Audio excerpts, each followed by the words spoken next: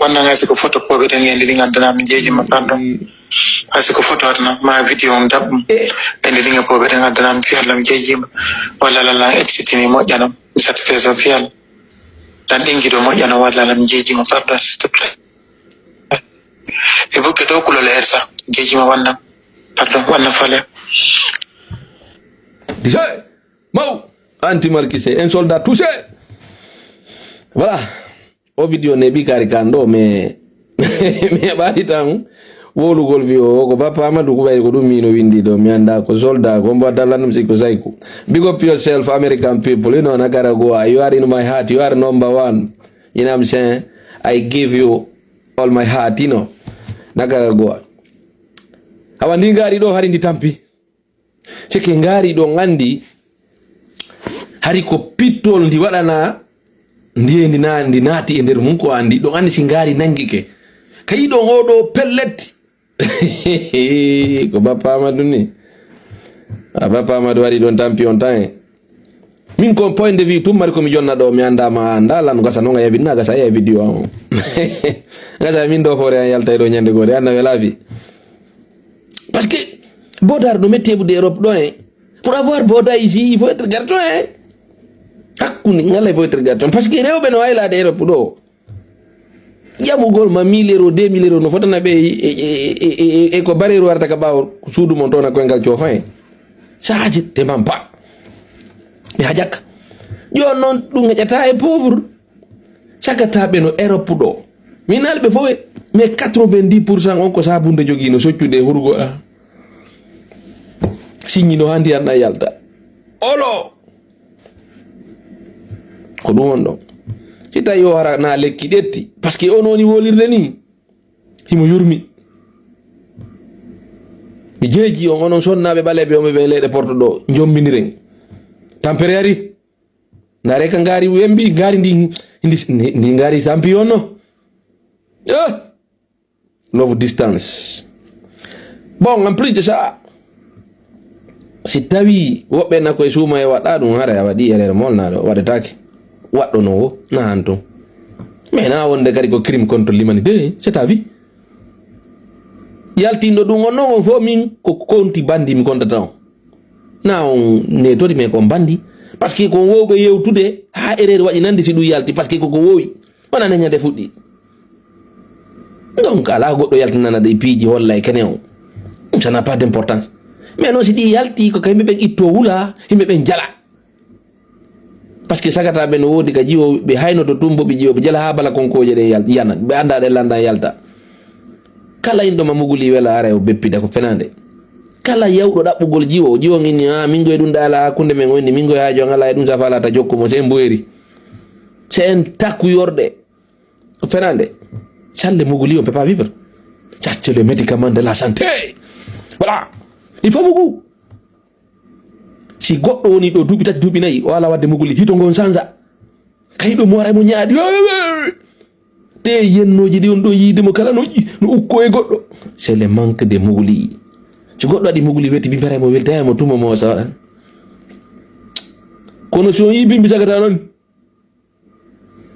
ara yimo tandi mo yalti gorko fini bimbi on tawa yimba rondi tumban parce qu'il est en forme muguli no beyda cellal yelando don docteur be c'est la santé no labina goddo uddita il manque de dum on commune dine goddo o feeta tippina haya nane no ngari woni wullirde wala men no himo sonji ci tay non Allah wadi ko comprimé de tuda dum haray mayu ci tay na comprimé ko gonga ma tampi o kanko sotti mayo yewtu e téléphone mais tu es obligé de demander voilà on jibo me ben Afrique so yewti di amem men di ngay parce que ala hebade jon non si me wi yo ngaddu ko ma addon so ngin yo ngaddata so faala on yaltinay hollon people men ceka men haja kay dum on s'en fout parce que sa yo wa o li dum ko tawdoni do wo yewde si fadin don halaji il faut que affaire on dette kaw detta le for goto nyo itaki kere min hande mi detta do to numéro ji o mina sawa kono era jantu ngadda na photo on do wata marsirde no ko sefe be yewti no menen men feta Papa Amadou atampo baba si tawi noon yiɗa mari ɓe ngulede porto ɗo a waɗi ɗum ɗon aray ko a feetuɗo aɗa a mara respect aɗa a fina aray ko erreur waɗɗa aɗa yo Allah hokke lawol moƴƴol mais si tawi a joom baba ko a célibataire pro max modi min mi ɗaynuma félicitation a tampu ɗum ko ɗum woniri ma ɗum rewɓe no yeeyede leyde porto kono yo gandu holore no metti lootude hella français ngal mangen to he par ce que ton ko 50 € tunnanta e 100 € 60 €. Meɗen andi on a visité mane Roma ɗo 15 € he welde ɗo nokkugon ɗo ville kente Pomesia ma Napoli ɗo hay 15 € a hibbay a waɗa e bugli sans problème minen jagata ɓen ɗo ɗo kala nangaɗo ɗo minen hella ka amen jaune Roma on ɗo mi anda fi Milan parce que Milan en no ɓatti to minen ɗo hella Lazio on ɗo Roma ɗo kala hotuɗo Afrique o naɓorali kalse yuppe tumban son tawi holore nden no laaɓi sofinemo ko min mbu'inelan holore no lotede hella ɗo a bonnanta nder tali maw bappa alfa on tampo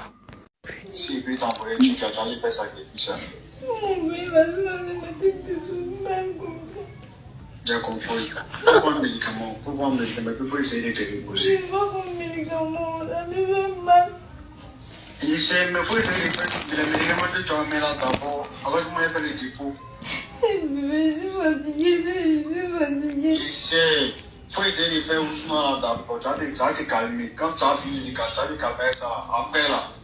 Des fois, si tu t'envoies sur ton ça les fait plus ça. Mais ça fait bon. Hein? Tu as connexion.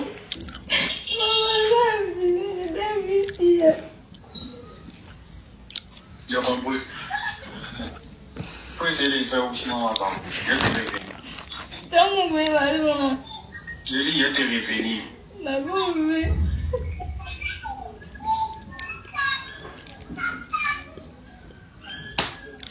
Maria! Dice mau anti mal che si è contro le modi non si fa con i giovani veramente si fa con follere un dono veramente c'est bien awa syndicat on foyo fottu weltanowo jiwoɗo on noon juɓɓe la humpa on ka commentaire ɓay goɗɗo so sawolde fimo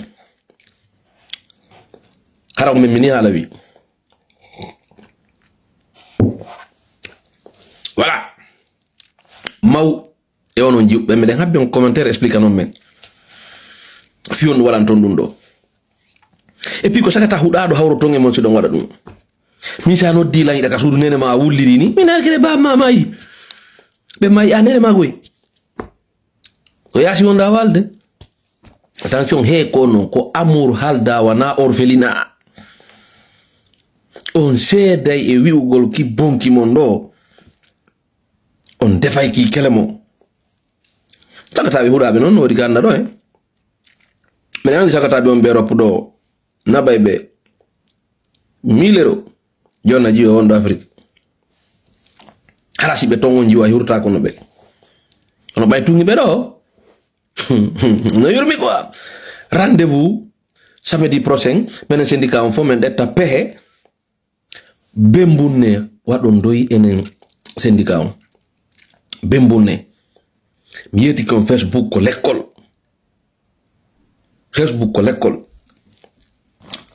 etam jakka ɗo yala guere na voilà kaccu woni ga woy ndiyam wulla ñamta sukkar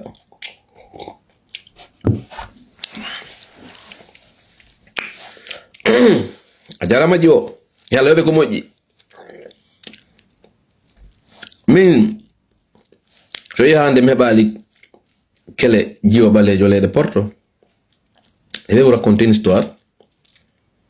na on ndi miiɗa woɓɓe no reewi heɓugol rewɓe Porto